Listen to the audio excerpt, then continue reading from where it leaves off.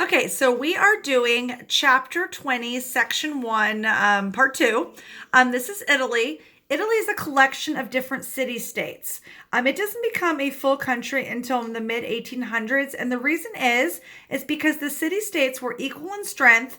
They were also equal in wealth. So it was very hard for one of the city states to gain control over the other ones. The Catholic Church also did not want Italy to be completely unified as a country because then they would lose their power. Because remember, Vatican City, located in Rome, is the smallest country in the world, but it also ruled what was happening in Italy, so they didn't want to lose that control.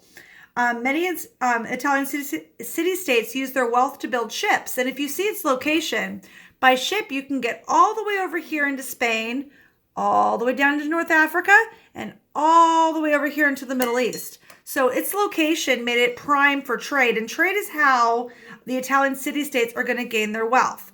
These are the notes that I'm going off of right now, and the notes are on the website.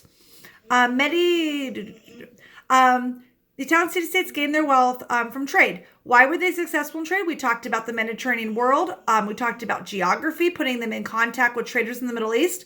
Also, the Mongols were protecting the Silk Road. The Silk Road here is the main trade route between China and Rome in Italy. So right here to here. So when all these wealthy people want all these goods from Asia, the silks, the spices, they're getting them from the Silk Road. And the easier it is for those materials to be obtained by Italy, the easier and the cheaper those goods are to sell. So Italy was gaining a lot of money off of trade. And that enabled them to pay for all the Renaissance artists that you saw in the video from yesterday. Also, they found more about what was happening in China by Marco Polo. We talked about Marco Polo when we were doing our China unit. Marco Polo, the merchant from Venice, we'll be talking about Venice in just a moment, traveled to China to meet Kublai Khan. Remember, that's Genghis Khan's grandson. And he wrote a book about his travels that made Europeans wanting to buy Chinese goods. So again, building up their trade. We're going to talk about two of the main trade cities, and the first one is Florence. Florence is extremely beautiful.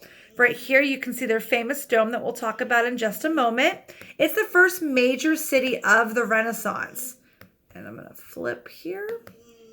This dome, it's their most well-known architecture. When we went to Florence, we were walking through the streets, and then you just turn all of a sudden, and then you see this beautiful building.